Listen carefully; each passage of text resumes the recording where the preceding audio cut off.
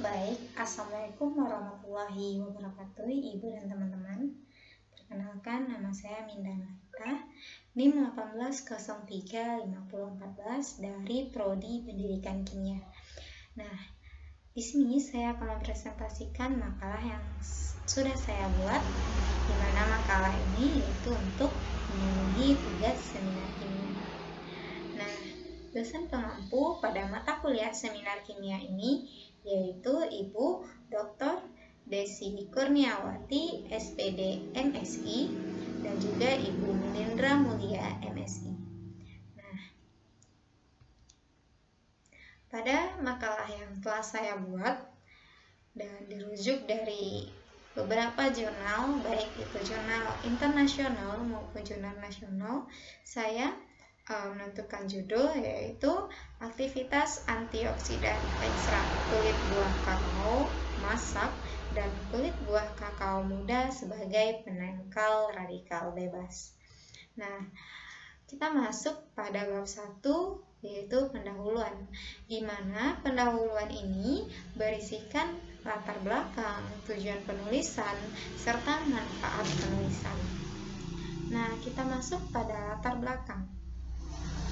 Kakao atau yang juga populer dengan sebutan coklat dikenal dan digunakan sejak ratusan tahun lalu. Nah, kakao adalah salah satu bahan makanan yang memiliki kandungan flavonoid tertinggi. Kandungan flavonoid utamanya adalah epicatesin dan protoksinidin, juga catesin. Nah, kandungan flavonoid kakao lebih tinggi daripada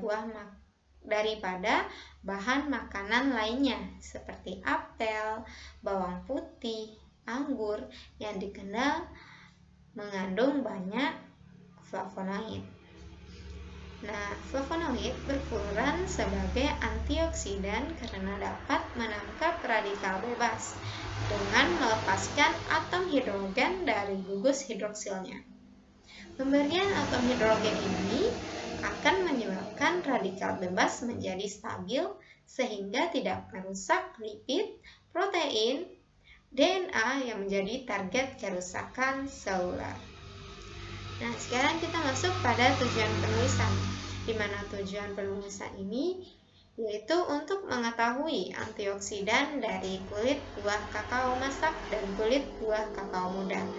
Nah, dengan menulis ini, kita akan mengetahui manakah yang memiliki antioksidan yang lebih baik yang dapat digunakan sebagai penangkal radikal bebas.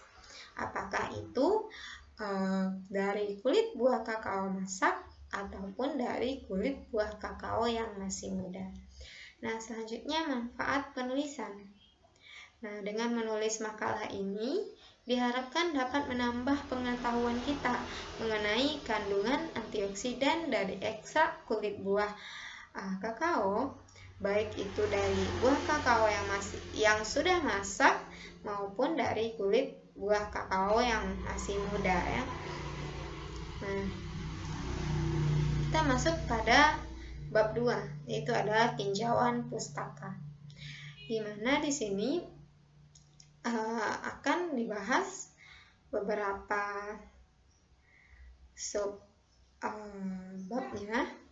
Itu ada kakao itu sendiri, kulit buah kakao, antioksidan, radikal bebas, serta juga akan dibahas pada tinjauan pustaka ini yaitu metode yang digunakan dalam penentuan antioksidan pada kulit buah kakao, itu metode DBPH. Nah, sekarang kita masuk dulu pada kakao atau Theobroma cacao-L. Nah, tanaman kakao atau bahasa latinnya yaitu Theobroma cacao-L adalah tumbuhan yang umumnya tumbuh di daerah tropis.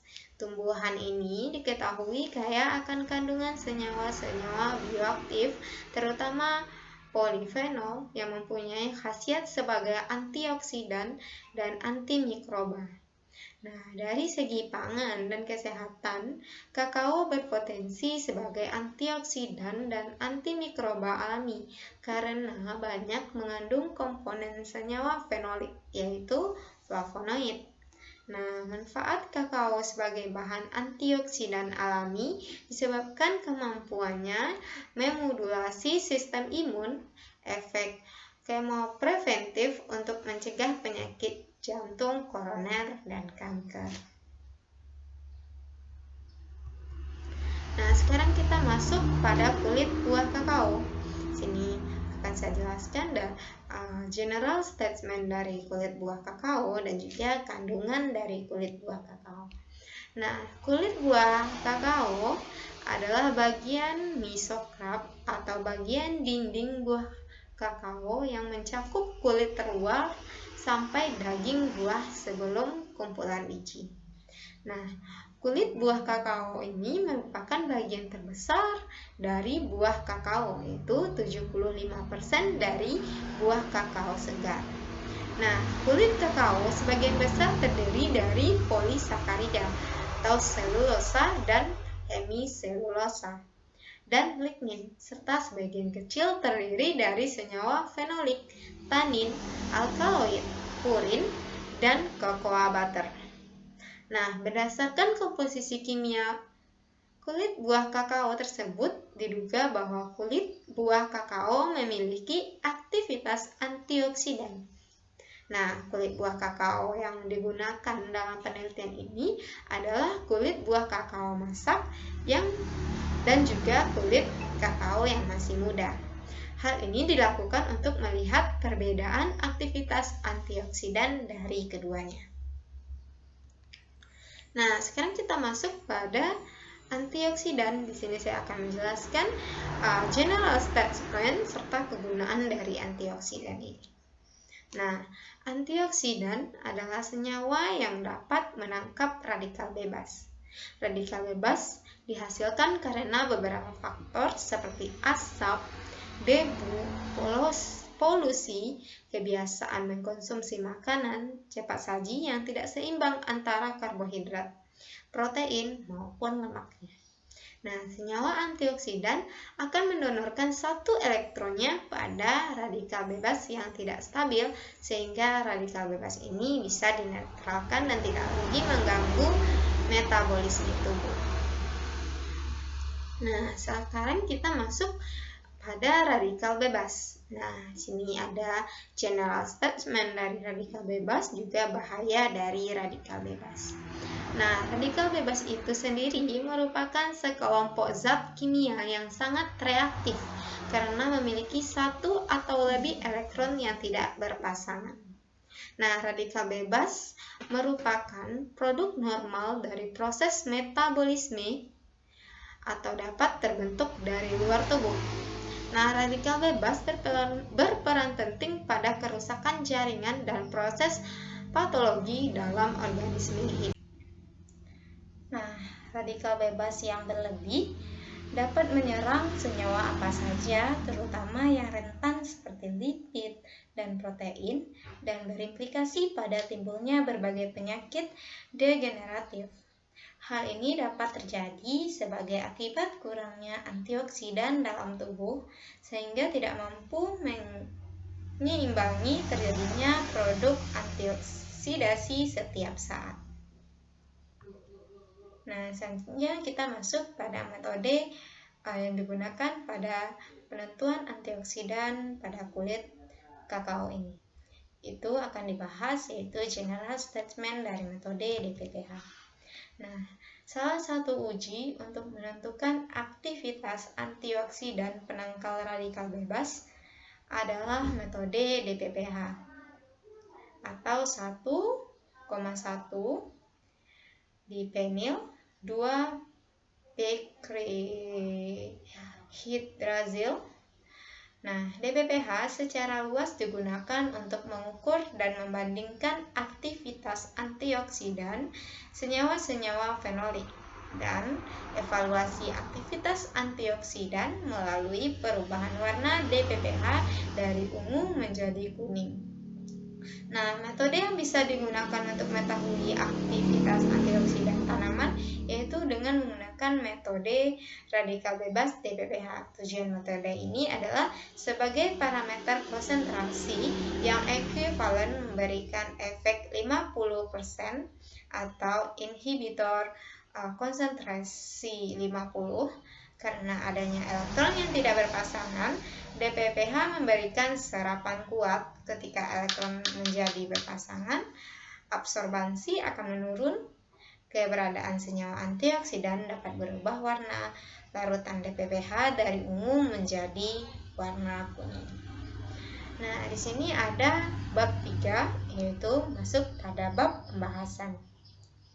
Nah, besarnya aktivitas antioksidan ditandai dengan nilai inhibitor konsentrasi 50, yaitu konsentrasi larutan sampel yang dibutuhkan untuk menghambat 50% radikal bebas DPPH. Nah, penghambatan 50% tersebut diperoleh dari kurva antara persen inhibisi terhadap konsentrasi sampel dari persamaan regresi linear. Nah, nilai inhibitor konsentrasi 50 kulit buah kakao yang masak untuk ekstrak metanol, fraksi N-heksana, fraksi etil asetat, dan fraksi N-butanol berturut-turut yaitu sebesar 4,4 ppm, 126,2 ppm, 0,9 ppm, dan 31 ppm. Nah, sedangkan nilai IC50 pada buah kakao yang muda untuk ekstrak metanol, fraksi N-heksana, fraksi etil asetat, fraksi N-butanol berturut-turut yaitu 46,7 ppm, 200,8 ppm, 9,3 ppm, dan 46,4 ppm. Nah, di sini terlihat jelas ya, juga sudah diuraikan nilai dari inhibitor konsentrasi baik itu dari kulit buah kakao masak maupun kulit buah kakao yang muda menggunakan berbagai pelarutnya ya, seperti metanol, fraksi N-heksana, dan nilai inhibitor konsentrasi dari kulit buah kakao masak ternyata lebih rendah dari nilai inhibitor 50% kulit buah kakao muda. Nah, kenapa hal tersebut bisa terjadi? Nah, hal ini disebabkan karena kandungan metabolit sekunder pada kulit buah kakao masak itu lebih banyak dibandingkan dengan kulit buah kakao yang masih muda. Nah, semakin tinggi konsentrasi sampel, maka semakin tinggi presentasi inhibitornya. Hal ini disebabkan pada sampel yang semakin banyak, maka semakin tinggi kandungan antioksidannya, sehingga berdampak juga pada tingkat penghambatan radikal bebas yang dilakukan oleh zat antioksidan tersebut. Nah, di sini ada grafik hasil yang menunjukkan bahwa fraksi etil asetat pada kakao muda itu memiliki nilai inhibitor konsentrasi yang besar, yaitu sebesar 9,3 ppm, dan yaitu menggunakan fraksi etil asetat. Nah, sedangkan pada kakao masak yaitu menggunakan fraksi etil asetat juga menghasilkan nilai inhibitor konsentrasinya itu sebesar 0,9 ppm, dan sedangkan pada vitamin C itu nilai inhibitor konsentrasinya itu 0,1 ppm. Nah, nilai inhibitor konsentrasi fraksi etil asetat kulit buah kakao masak dan kulit buah kakao muda itu sendiri serta vitamin C. Nah, nilai inhibitor konsentrasi yang semakin kecil berarti memiliki aktivitas antioksidan yang tinggi. Nah, di sini kita lihat ya bahwa nilai ppm, nilai IC atau inhibitor konsentrasi tertinggi itu ada pada fraksi etil asetat pada kakao muda, yaitu sebesar 9,3 ppm. Nah, tadi dikatakan bahwa semakin besar nilai inhibitor konsentrasinya, maka ia itu memiliki aktivitas antioksidan yang rendah. Nah, sedangkan di sini pada kakao muda ini memiliki inhibitor konsentrasi tertinggi, berarti fraksi etil asetat kakao muda itu memiliki aktivitas antioksidan yang paling rendah dibandingkan dengan fraksi etil asetat pada kakao masak maupun pada vitamin C. Nah, tadi juga sudah dijelaskan pada grafiknya bahwa nilai inhibitor konsentrasi dari fraksi etil asetat kulit buah kakao masak yaitu 0,9 ppm dan kulit buah kakao muda 9,3 ppm dan vitamin C yaitu 0,1 ppm.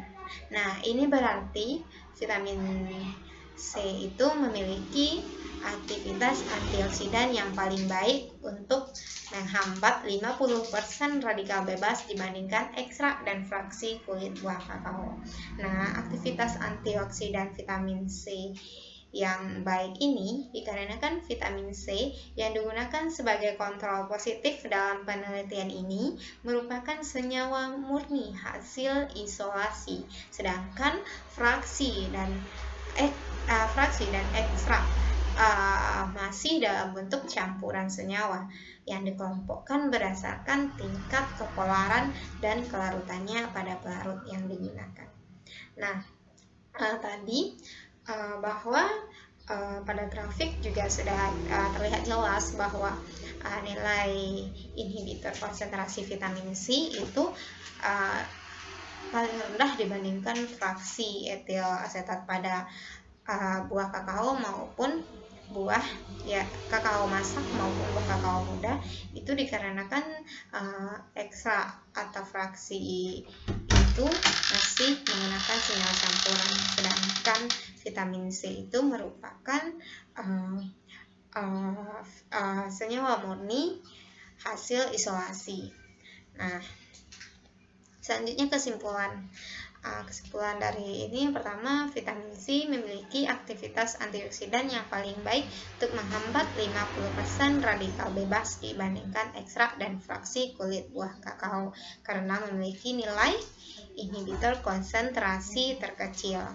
Nah, kekuatan antioksidan yang tertinggi hingga terendah berturut-turut adalah fraksi etil asetat, fraksi N-butanol, dan sebagainya.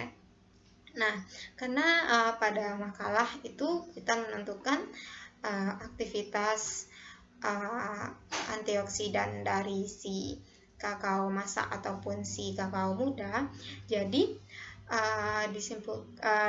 kita lihat lagi grafiknya bahwasanya si kakao masak itu memiliki nilai inhibitor konsentrasi rendah dibandingkan si nilai inhibitor konsentrasi pada si kakao muda. Itu disimpulkan bahwa kakao masak itu mempunyai aktivitas antioksidan yang lebih tinggi dibandingkan dengan fraksi etil asetat kakao muda.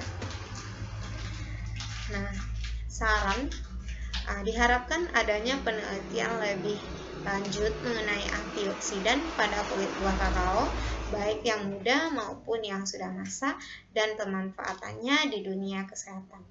Nah, baik, mungkin itu saja yang dapat saya sampaikan. Apabila ada kesalahan, saya mohon maaf. Assalamualaikum warahmatullahi wabarakatuh.